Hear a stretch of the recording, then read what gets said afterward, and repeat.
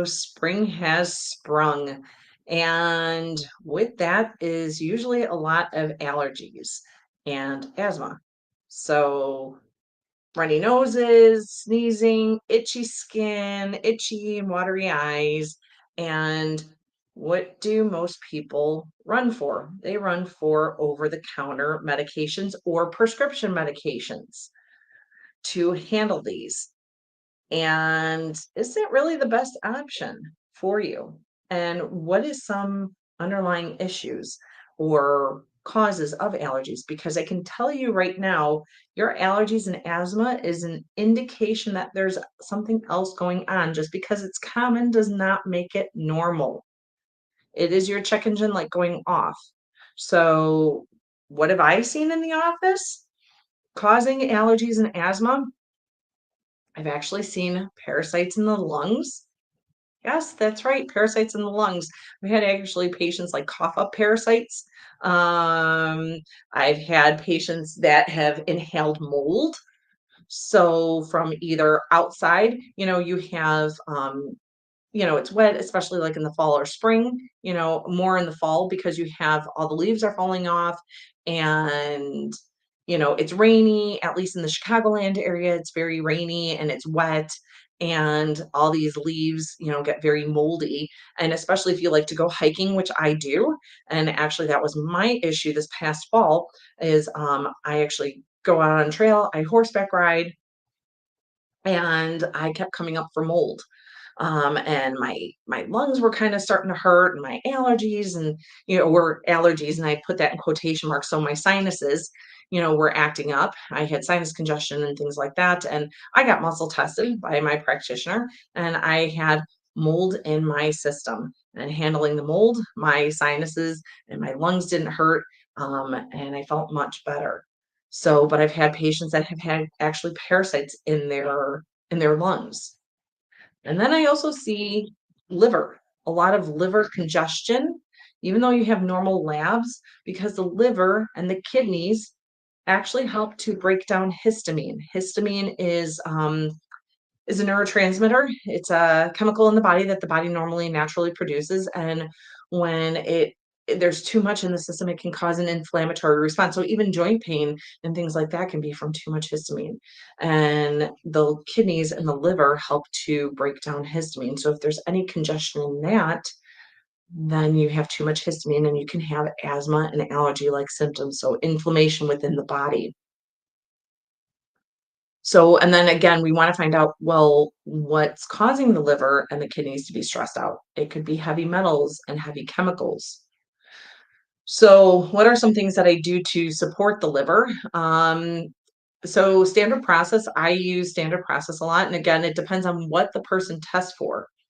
Antranex by standard process is a really good natural antihistamine, and it actually supports liver drainage.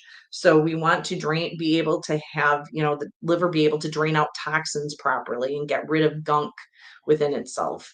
Because the liver does a lot of filtering for your body, and sometimes it can get congested with toxins. So we want that liver to be able to drain itself, to be able to clean the blood properly, and to be able to drain, you know, gunk from itself.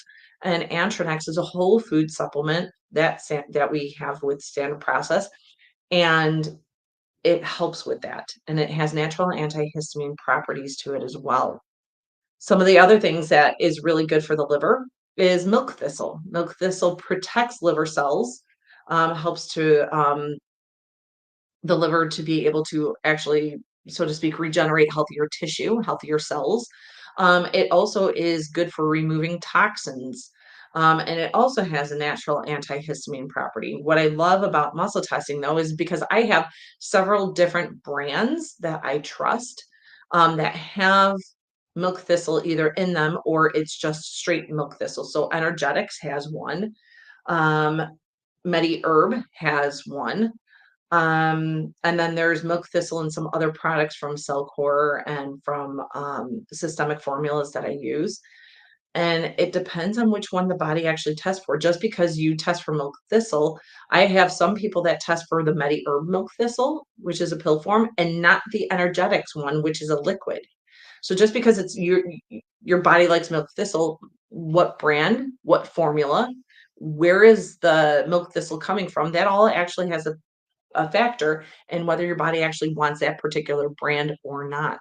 So it gets very, very specific for what your body needs, which is kind of cool because it literally takes the guesswork out.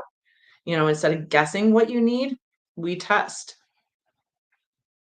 Um, and when the liver is congested, guess what? Or the kidneys are not filtering out properly, you can wind up with not just allergies and asthma issues, you can also wind up with like eczema, psoriasis, very itchy skin, because those are drainage pathways. So the liver helps to filter out toxins, and the kidneys help to drain out toxins through urine.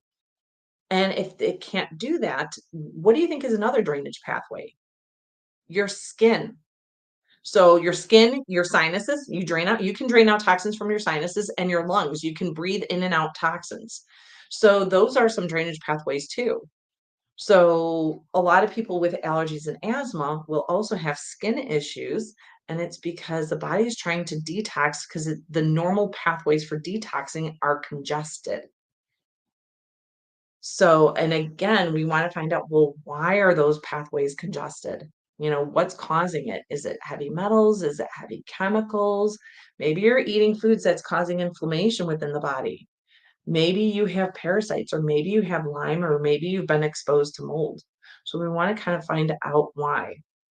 Now, I am not going to tell you which medication is this. I want you guys to try to see if you can guess, and you guys can put this in the comment section. So this is a very, very common over-the-counter medication that most people run for, and they think that it's harmless because you don't need a script for it. They think it's harmless because you can get this at your local store for allergies. And that's not necessarily the case. So let's talk about some of the side effects. So some of the side effects are high blood pressure, dizziness, okay? Hepatotoxicity, what does that mean? Hepato is for liver. Toxicity means the liver can become toxic, okay? And so if you have allergies and asthma, chances are you already have a liver that is stressed out. Okay. Now you're going to be adding medication that further impairs the liver. And what does that lead to? A lot of allergies, asthma, worsening symptoms. So, and worsening skin issues. You can wind up with skin reactions, dizziness, headaches. If you guys are suffering from headaches and dizziness and things like that, could that be from your medication? Possibly. Possibly your headaches are due from too many heavy metals and heavy chemicals. Because remember, these medications that you think that are safe are full of chemicals. They are synthetic. Do you think that your body, which is a natural thing, knows what to do with synthetic stuff? Not really. So you're actually just adding more toxins into your body.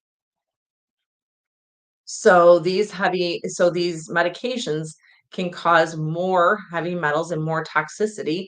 And we see a lot of headaches that are related to a lot of heavy metals and heavy chemicals within the body. So this medication actually can lead to headaches. I don't know if I mentioned dizziness, but dizziness, nausea. Okay. So it can lead to abdominal pain, chronic fatigue. I think I said high blood pressure. It can also lead to arrhythmia. So that is an irregular heart rhythm. So then what happens? If you have an irregular heart rhythm, then you get put on more medication to regulate your heart rate and rhythm. It can lead to anxiety. So sometimes when you guys are having these, when you're anxious, and if you're taking certain medication and you're anxious and your lab work is normal, right? Then what does the doctor do? Give you medication for anxiety. Now you started with allergy medicine. Now you're on anxiety medicine. And then you can wind up with side effects from that. When does it stop? So, I guess my point is that, just because it's over the counter does not mean it's safe. All right. So if you happen to look at so guess that medication, look up the side effects. If you're on allergy medicine, look up the side effects. Let me know what you guys think that it is.